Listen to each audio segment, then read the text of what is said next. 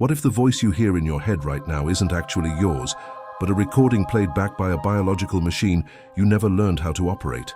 We walk through life convinced that our preferences, our fears, and our limitations are the result of our own free will. We believe we are the architects of our destiny. But modern neuroscience and ancient mysticism share a startling conclusion. By the time you were old enough to question the world, the blueprint of your reality had already been poured in dried cement. You are not living a life you chose. You are reenacting a script written by terrified ancestors and a society obsessed with conformity. It is like living in a house where the furniture is glued to the ceiling, yet you have convinced yourself that gravity is the problem. The Gnostics called this the Hymarmene, the crushing weight of fate. Neuroscientists call it the default mode network. But regardless of the name, there is a specific glitch in this programming, a fleeting gap between stimulus and response that offers an escape hatch. We are going to trace this phantom code back to its source to understand why you self-sabotage in the same predictable patterns. We will explore the tangible physical protocols, from the forgotten discipline of Roman emperors to the biochemistry of morning light, that act as a hard reset for your nervous system. We aren't just talking about changing your mind. We are talking about the biological alchemy required to physically restructure the brain matter that generates your reality. But before we can rewrite the script, we have to face a disturbingly simple question that most people avoid their entire lives. If you are not your thoughts, then who is the one listening to them? Think of your mind not as a blank slate that you have carefully written upon, but as a sophisticated recording device that was left hitting record in a room full of panicked people. For the first 7 years of your life, your brain was not operating in the critical analytical frequency of beta waves that you are likely using right now to process these words. You were drifting in theta, a hypnotic, dreamlike state. In this frequency, there are no filters. There is no judge at the gate of your subconscious to say, that isn't true, or that fear belongs to my father, not me. Everything went straight in. The way your mother sighed when she looked at the bills became your nervous system's default reaction to money. The way your teacher shamed you for being too loud became the silence you impose on yourself in meetings today. You didn't choose to be anxious. You downloaded a program of anxiety from an environment that didn't know how to regulate itself. The ancient Greeks had a word for this constructed identity: persona. It literally translates to mask, specifically the mask worn by actors in a stage play to project a character's voice. Over time, we forget that we are the actor behind the mask.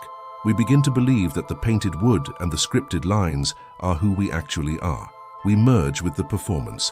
This is the great cosmic joke described in the Vedantic tradition as Maya, or illusion. We spend decades trying to fix ourselves, reading self-help books to polish the mask, or working harder to make the mask more successful, but we rarely stop to ask if the person behind the mask is even broken. Consider the implications of this. It means that what you call your personality is largely a collection of coping mechanisms developed by a child who was trying to survive in a world of giants. Your ambition might just be a flight response from a fear of invisibility. Your independence might be a scar tissue from a time when no one came to help you. The mind you are using to navigate your adult life is a relic, an outdated map of a territory that no longer exists. But here is the paradox that breaks the spell. The moment you realize the program is running, you're no longer just the program. A computer cannot realize it is running code. It just executes.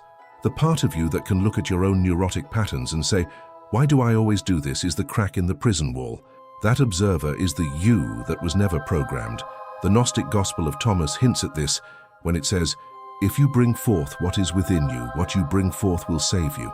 If you do not bring forth what is within you, what you do not bring forth will destroy you." They weren't talking about talent or creativity. They were talking about the unconditioned self, the spark of consciousness buried under layers of social concrete. So, if the personality is a defense mechanism and the mind is a recording, how do we stop the tape? How do we hack a system that has administrative privileges over our own biology? It isn't done through brute force or endless analysis. You cannot think your way out of a prison made of thoughts. The escape route involves specific, tangible shifts in your biology and your attention, ancient protocols that signal to your nervous system that the war is over and it is safe to finally take off the mask. Now that we understand the trap, that your personality is a construct and your reactions are recorded scripts, we face the most critical question of our lives. How do we actually change it?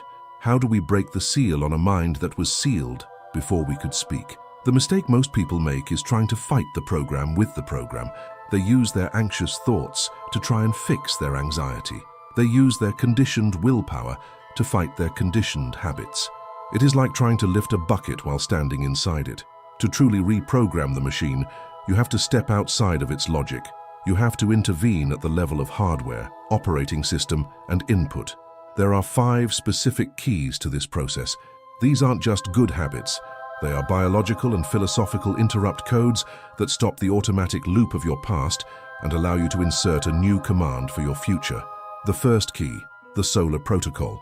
The first key is deceptively simple, yet it is the foundation that most modern seekers completely ignore. We tend to think of the mind as a ghost floating in a machine, detached from the physical world. But the ancients knew better. They understood that consciousness is light, quite literally.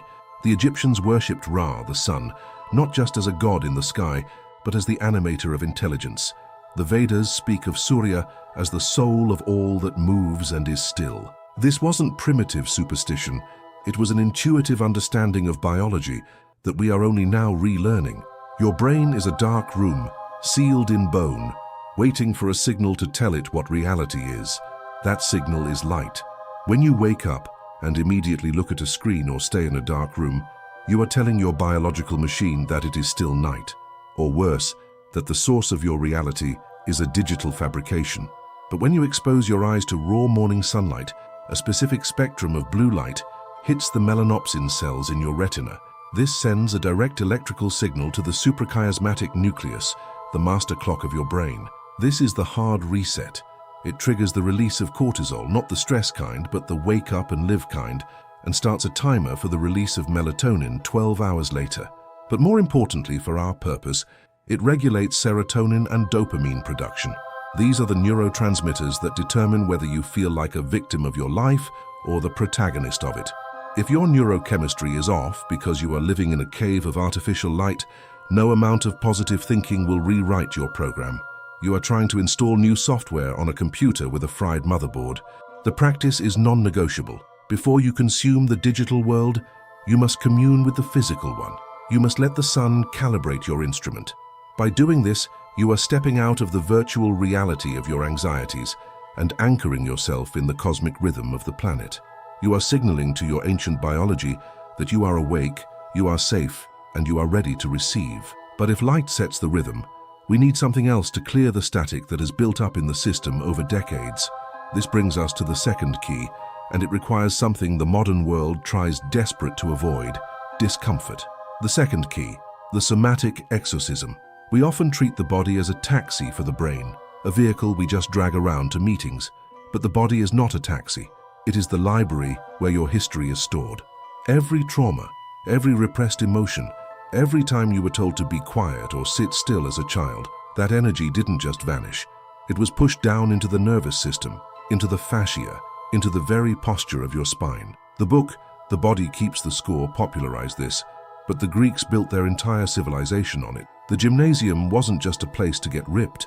It was where you built the arete, or excellence, necessary to hold a strong mind. Plato himself was a wrestler. He knew that you cannot have a fluid, flexible mind in a rigid, stagnant body. When you feel stuck in life, you are often literally stuck in your physiology.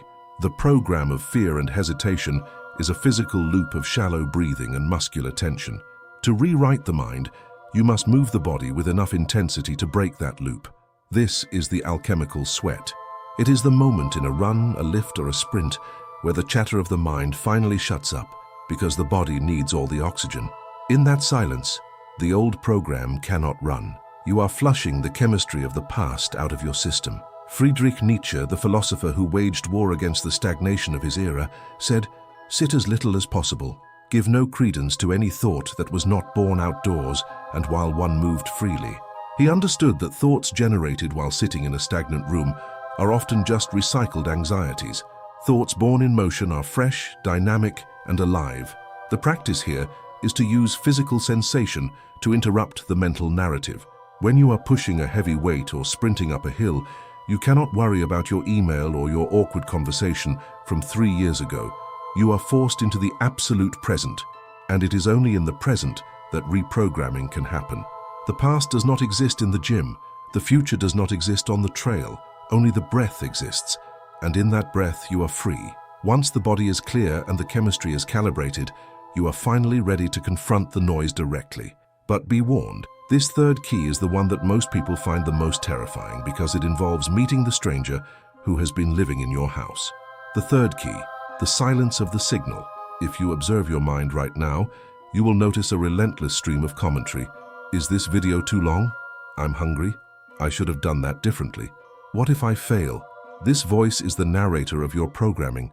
It is the default mode network of the brain, constantly trying to make sense of the world by referencing the past. Most people think meditation is about stopping this voice. They try to force silence, and when they can't, they say, "I'm bad at meditation." But that is like trying to smooth out waves with an iron. The struggle only creates more turbulence. The ancient tradition of Vipassana, or insight, suggests a different approach. You don't try to stop the voice. You simply realize that you are not the voice. If you can listen to the traffic outside your window without becoming the traffic, you can listen to the thoughts in your head without becoming the thoughts. This is the creation of the gap. It is a microscopic space between the stimulus, a thought of fear, and the response, the feeling of anxiety. In the unawakened mind, there is no gap. The thought, "I am not good enough," arises, and you instantly feel small. You merge with the program. But when you sit in silence, specifically focusing on the breath or a mantra, you are training a new faculty, the witness, the sakshi. You watch the thought "I am worried" float by like a log in a river. You see it, you acknowledge it, but you do not grab it. You let it float downstream. This is the ultimate rebellion against your programming. The program relies on your automatic participation. It needs you to believe it. When you stop believing it and start observing it, you cut its power supply. You begin to see your personality not as a solid fact, but as a series of repetitive clouds passing through a vast blue sky. The practice is to sit for 20 minutes, not to achieve peace, but to practice separation. Every time you catch yourself lost in a thought and return to the breath, you are doing a rep for your consciousness. You are strengthening the muscle that allows you to choose your reality rather than just react to it. But here is the catch. Once you empty the mind of the old garbage, you create a vacuum, and nature abhors a vacuum. If you do not fill that space with something intentional, the old program will rush back in. So, what do we fill it with? The fourth key, the council of ghosts. We have all heard the modern cliché, you are the average of the 5 people you spend the most time with. It is true, but it is also limiting. If your 5 people are just as conditioned, anxious, and sleepwalking as you are just reinforcing the same shared hallucination. But who says your 5 people have to be alive? One of the most powerful ways to reprogram your subconscious is to curate a council of ghosts, to spend your time with the greatest minds who have ever walked the earth. When you read Marcus Aurelius, you are not just reading words, you are uploading the operating system of a Roman emperor who ruled the known world while maintaining a philosophy of absolute inner peace. When you read Seneca, you are borrowing the neural pathways of a man who faced exile and death with dignity. This is what the great conversation of philosophy actually is. It is a trans-historical support group. When you read deep, dense, meaningful texts, you are forcing your brain to simulate the thoughts of a genius. For those 30 minutes, you are thinking like Marcus Aurelius. You are thinking like Carl Jung. Most people fill their minds with the fragmented, hysterical inputs of the news cycle or social media feeds, the mental equivalent of junk food. They are programming their minds with the anxieties of millions of strangers. Why would you let the algorithm choose your thoughts when you could let the Stoics, the mystics, or the transcendentalists choose them? The practice is to treat reading not as entertainment, but as nourishment. Read the original texts. Struggle with them. Let the sentence structure of a brilliant mind restructure your own thinking patterns. Over time, when you face a crisis, you won't react with the panic of your childhood conditioning.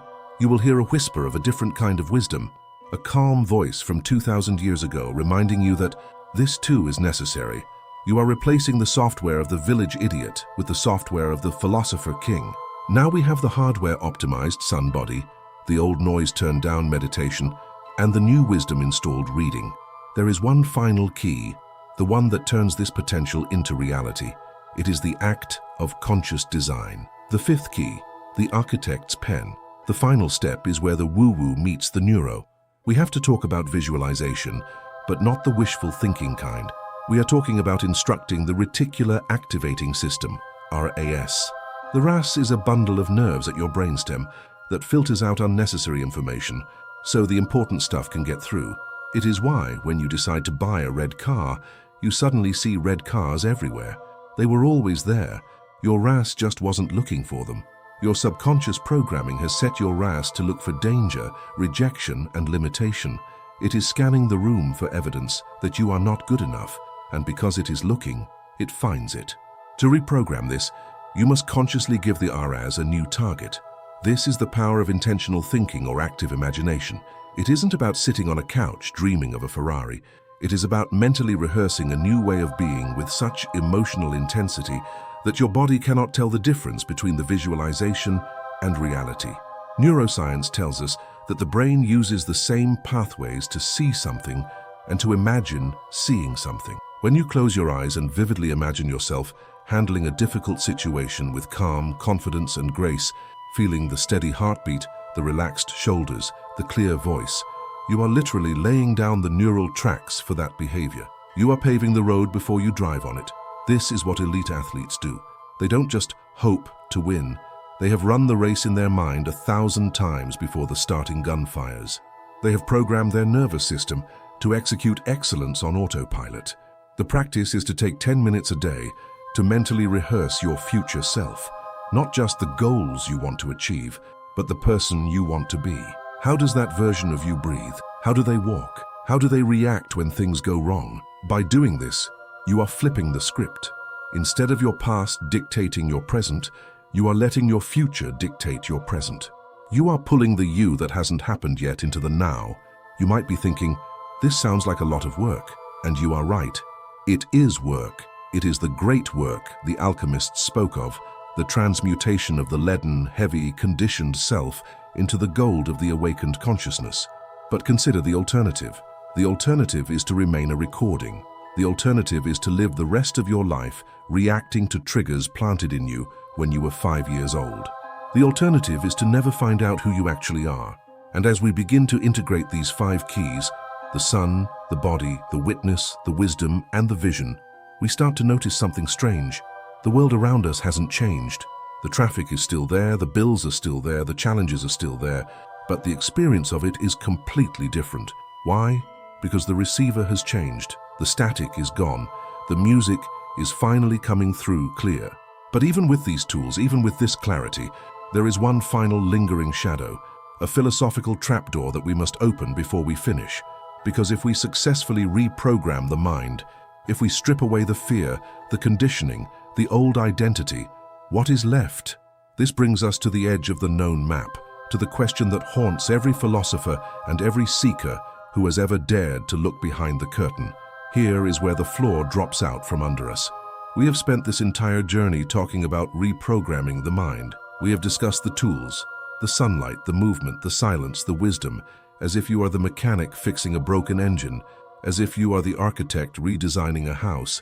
But this model relies on a hidden assumption that we haven't questioned yet, a paradox that has driven philosophers mad for 3,000 years. If you are the one reprogramming your mind, then who are you? If you can observe your thoughts, you are not your thoughts. If you can change your beliefs, you are not your beliefs. If you can heal your trauma, you are not your trauma. So when you strip away the personality, the history, the name and the preferences, when you finally delete the old operating system, who is left holding the mouse? This is the terrifying realization that the mystics call sunyata, or emptiness. It is not empty like a desolate room. It is empty like a womb. It is a space of pure potentiality. But to the ego, to the mind you use, this looks like death. The ultimate twist is that the mind you use was never yours to begin with. It was a rental, a temporary interface. But the mind you chose, the one we are striving for, isn't a new set of beliefs. It isn't a better personality. It is the realization that you are not a noun, you are a verb. You are not a person with a mind. You are the activity of consciousness itself, currently focused into a point of view, Think of a whirlpool in a river. The whirlpool has a shape, a location, and a force. It seems like a distinct object. You can point to it and say, that is a whirlpool. But if you try to take the whirlpool out of the river, it vanishes. The whirlpool is the river, swirling in a specific pattern. Your personality, the anxious, striving, conditioned self, is just a whirlpool. It is a pattern of energy, a habit of the universe. Reprogramming the mind isn't about freezing the whirlpool into a block of ice. It is about relaxing the spin so the water can flow freely again. The program we have been fighting, it was never an enemy. It was a cocoon. The anxiety, the fear, the limitation, they were the structural constraints necessary for you to develop the pressure required to wake up. You didn't inherit a flawed mind by accident. You inherited a puzzle box that only you could solve. The conditioning was the curriculum. If this is true, if you are not the program but the programmer, then the implications for your daily life are staggering. It means the end of the victim narrative forever. We love the victim narrative. It is comfortable. I am this way because my parents were strict. I am anxious because the economy is bad. I can't focus because of technology. These are all valid reasons for how the program got installed, but they are no longer valid excuses for keeping it running. Jean-Paul Sartre, the French existentialist, called this radical freedom. He said we are condemned to be free. Why condemned? Because once you realize you are the architect, you bear the total weight of your own existence. There is no one left to blame. If you are bored, it is because you are boring. If you are angry, it is because you are holding on to fire. If you are unfulfilled, it is because you haven't written a better script.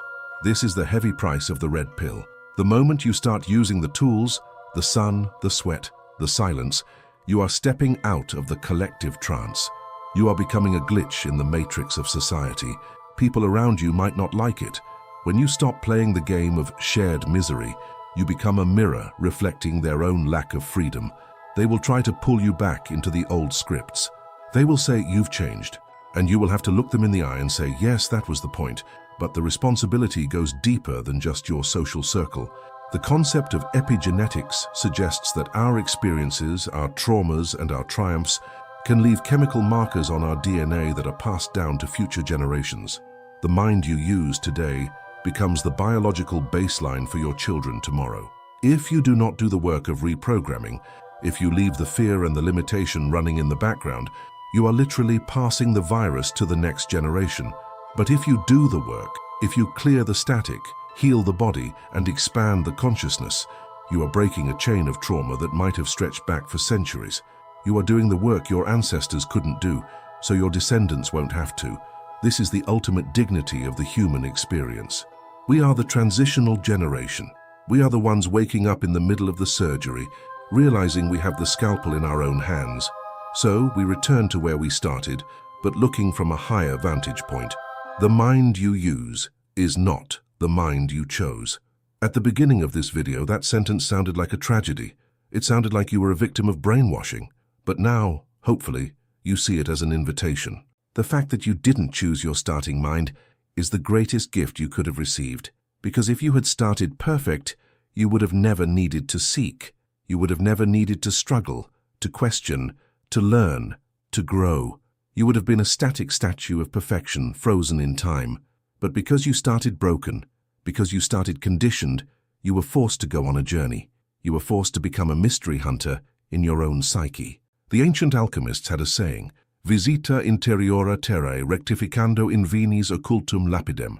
Visit the interior of the earth, and by rectifying, purifying, you will find the hidden stone. The earth is your body. The rectifying is the reprogramming, the sun, the sweat, the discipline, and the hidden stone, that is the mind you choose, the indestructible diamond-like awareness that was there before you were born and will be there after you die. So here is the final question, the one that I want to leave echoing in the silence of your own room tonight.